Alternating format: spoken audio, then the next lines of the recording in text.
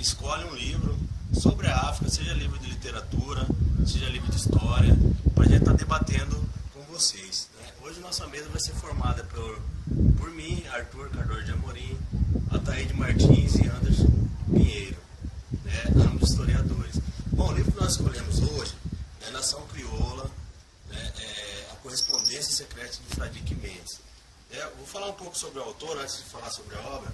O autor é José Eduardo Agualusa, né? Ele nasceu em Huambo, na Angola, em 1960. Ele é descendente de português, né? Seus pais portugueses, mas ele nasceu em Angola. Ele é um repórter, né? Tem várias obras de literatura publicada, poemas, etc. Vou citar algumas de suas principais obras: Estação das Chuvas, de 1996, Nação Crioula, de 1997, O Vendedor de Passados, de 2004, entre outros. Ele tem várias obras, um vasto publicações nessa área. É sobre a obra, pessoal. A Nação Crioula foi escrita ela se deu início através de uma bolsa que José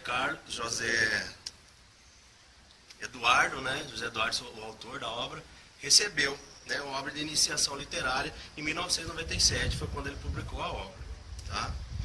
A obra, A Nação Crioula, ele é um romance, ele utiliza uma técnica bem peculiar, né? Até bastante utilizada, na verdade, que é a técnica epistolar. O que seria isso? Seria a obra, o livro, ele vai se desenvolver através de cartas, né? A Nação Crioula se desenvolve a 1900. Durante esse período, o personagem principal da obra, que é Fradique Mendes, ele viaja por diversos países, contando sua experiência através de correspondência. Entre os países que ele viaja, Angola, né, Luanda, né, na Angola, Paris, né, França, Brasil e Portugal. Brasil em Pernambuco, cidade de Olinda, né? É interessante, pessoal, pontuar essa questão do nome da obra. Nação Crioula, né? O que quer dizer Nação Crioula, pessoal? O autor, ele usa o principal personagem da obra, né, que é Carlos Fradique Mendes, é um personagem, né, que foi criado por Eça de Queiroz, né, já no século XIX. Né, e o autor, ele retoma esse personagem, incorpora no seu romance, né, sendo o protagonista, e incorpora também o Eça de Queiroz, seu criador. Uma coisa interessante, porque ele acaba fazendo o diálogo entre o criador e sua criatura. O criador, que é o Eça de Queiroz, e a criatura, que seria o Carlos Fradique Mendes. Isso é bem interessante na obra dele, entendeu? Outro ponto que interessante de se destacar, essa homenagem que ele veio fazer a Eça de Queiroz, é o nome que ele utiliza. Por exemplo, a Correspondência Secreta de Fradique Mendes. Eça de Queiroz já tem uma obra com esse nome, só que sem o secreta, que é Correspondência de Fradique Mendes. É outra homenagem que ele traz para o Eça de Queiroz. Mas o mais interessante aqui, pessoal, é analisar que essa obra, apesar de ela ser um romance, ela tem um contexto histórico. Como diz o pessoal da literatura, seria uma metaficção historiográfica. O que seria isso? É uma ficção, né? Ficção seria o romance, né? Mas trazendo contexto histórico.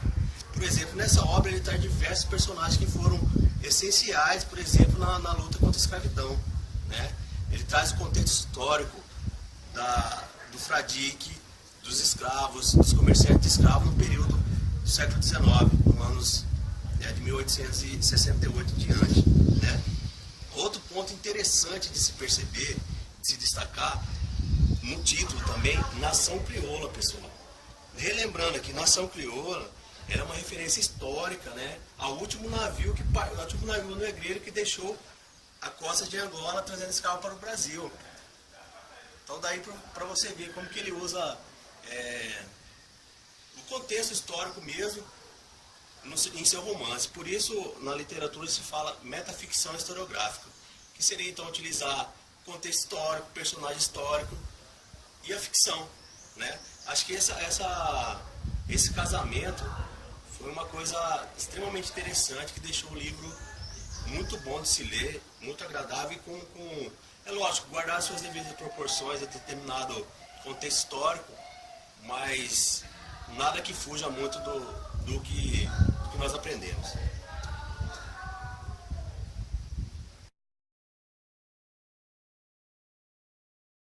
Bom dia, pessoal.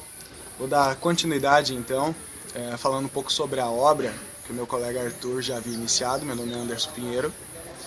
Bom, o romance ele se passa, a princípio, se trata de uma viagem, né, que o personagem principal faz, que é Fradique Mendes, de Portugal para Angola. E, como meu colega havia dito, a fórmula com que o autor, né, utiliza para fazer esse romance é o chamado epistolar, que é através de cartas. Então, do momento em que Fradique Mendes vai de Portugal para Angola, ele começa a se corresponder através de cartas com amigos, com posteriormente sua amante, né, que ele vem porventura conhecer em Angola, e também a primeira carta é justamente uma correspondência entre ele e a sua madrinha, né, assim que chega em Angola, onde ele vai retratar primeiramente, né, o que ele vê dessa cidade, qual que é a primeira impressão que o personagem em si tem da cidade. Né? Uma cidade mal calçada, uma cidade bagunçada, suja, desorganizada e coisas desse tipo. E nas demais correspondências ele também vai fazer retratações não só, né, de caráter pessoal, mas também político e social. Essa é uma outra característica marcante e muito bacana também da obra. Bom, posteriormente ele conhece, né, ele vai fazer também correspondência inclusive com essa de Queiroz, que inclusive é quem criou o personagem, como meu colega já havia dito, né? E o interessante da obra também é que o personagem ele faz essa interação, na verdade, com o seu criador. Bom, depois ele vai fazer então uma correspondência com essa de Queiroz, e onde ele começa a retratar questões já mais voltadas ao contexto sociopolítico de Angola, né? Falando um pouco da questão da escravidão, falando um pouco da questão da configuração, né, com que a cidade de Angola, mais precisamente Luanda, né, aonde ele fica hospedado, as características, né, que ela tem. Posteriormente, ele vai conhecer, inclusive, o que também contrasta um pouco até com o que a gente vê, né, mais comumente na historiografia, que é a presença de um negro, que no caso aqui seria Gabriela Santa Maria, que é uma escrava, que na verdade é uma negra, perdão, mas que é uma negra que ascende na sociedade angolana e tem seus próprios escravos. Onde inclusive o autor propositalmente faz uma interação entre Fradique e essa Gabriela, onde os dois se conhecem, né? Uma com relação ao aspecto físico, que era o que é mais marcante nessa personagem, né? A Gabriela, que era conhecida como a mulher mais feia de Angola, e onde ela relata, né, onde ambos conversando, ela relata que na verdade ela tinha escravos e ela dava preferência a escravos brancos. É interessante a gente ver como ela faz o autor faz esse contraponto com relação à escravidão, mas dando ênfase na verdade ao fato dela ser negra e ter escravos brancos. Mas mais do que isso em si, né, é justamente essa questão dessa análise. Depois, outra correspondência, outra pessoa com os quais ele vai se corresponder é uma pessoa que posteriormente vai se tornar inclusive sua amante, que é Ana Olímpia.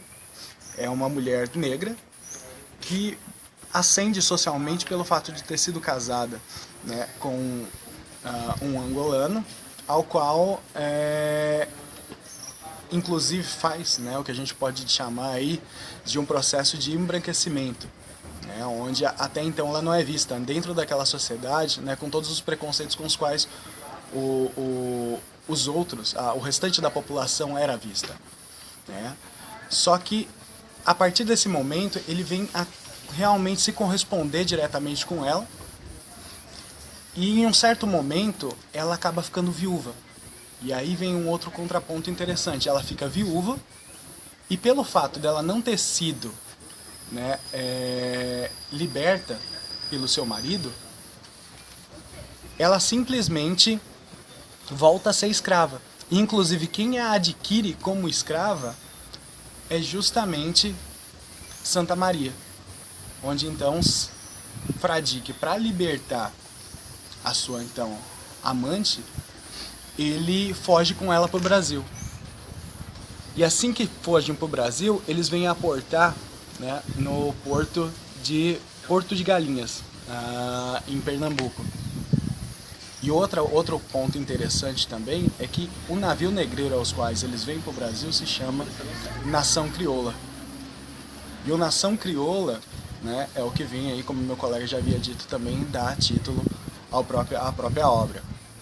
Bom, depois de Porto de Galinhas eles partem para Olinda, onde então o Fradique Mendes ele já tem aí, né, ele começa realmente a ter uma certa propensão já aos ideais abolicionistas. Ele começa a ver todo o contraste que inclusive existia aqui no Brasil também, com relação à escravidão, né, a situação ao qual muitos escravos viviam, onde os senhores viviam em extrema ociosidade e essa população escrava vivia realmente na mais pura miséria. E então ele vai para a Bahia, para o Recôncavo Baiano, junto com a sua amada, e lá ele constrói um engenho, só que começam-se a criar muitos conflitos com as oligarquias locais, pelo fato dos ideais abolicionistas dele, onde depois de 2 meses desse engenho, né, dele ter aberto esse engenho, ele resolve libertar todos os escravos. E aí então ele é obrigado, na verdade ele se vê obrigado, e inclusive isso é o que gera aí um fator motivador para que ele realmente permaneça nessa luta com relação ao abolicionismo, e vai para Portugal. Posteriormente ele retorna ao Brasil, né, dando continuidade a esse trabalho. E a última correspondência ao qual o autor, né, descreve na obra é uma carta que é da própria Ana Olímpia, falando sobre a morte de Fradique Mendes, né, e da sua luta em si, relatando, né, como desfecho nessa carta a abolição. É o programa Viva África, apresentado pelos colegas. Eu vou fazer aqui uma breve explanação sobre o contexto do século XIX, porque o romance se dá através de cartas, né? E era bem comum que os viajantes relatassem a cidade, o contexto social, os hábitos culturais de daquele território que eles estavam visitando. É bem comum no século XIX esse retrato através das cartas, né? O personagem, quando chega logo em Luanda, ele vai retratar essa cidade como o que há de ruim, vamos dizer assim, na cidade, né? Vai colocar nessas cartas o seu relato de forma degradativa mesmo, vamos dizer assim, né? Enfim, século XIX é um século voltado para as expedições científicas. É um século voltado aonde, principalmente no Brasil, com a abertura dos portos em 1808, ao novo redescobrimento do Brasil, né? Os viajantes, então, eles se aventuram, sejam elas de forma científica, acadêmica ou institucional, em terras do Novo Mundo. O Brasil acaba sendo, neste momento, um dos países, ou vamos dizer assim, um dos territórios, né? Até então, o país, a gente falando em formação de país, não se pode falar que no Brasil havia uma formação ou sentimento comum de nacionalidade. E é interessante a gente observar nesse romance que as histórias se passam por cartas e nós acabamos voltando um olhar diferente para as fontes históricas, né? O importante é a gente levar em consideração que há possibilidade de uma enorme diversidade, de uma gama de fontes para se fazer uma análise histórica. Retomando, como eu havia dito, o século XIX é um século onde se abre as expedições, sejam elas de forma científica, acadêmica ou institucional, e a gente, como historiadores, é preciso ter um olhar sobre essas diversidades de fontes históricas. Né? O romance é uma fonte histórica, né? Apesar que ele foi escrito em 97, essa edição que a gente está apresentando a vocês, foi escrita em 97, mas o romance se passa no século XIX. Então, assim, há uma fidelidade na narrativa, nessa troca de documentação das cartas, que nos remetem ao contexto do século XIX. Né? É importante a gente analisar que as fontes, elas são múltiplas. E o interessante é isso, é olhar esse romance dado pela professora Adileia, é olhar esse romance como mais uma possível fonte, né? Mais uma possível contextualização ou até mesmo uma forma de problematizar esse olhar estrangeiro a partir desses relatos, dessas cartas. Bom, é isso, pessoal. Até a próxima.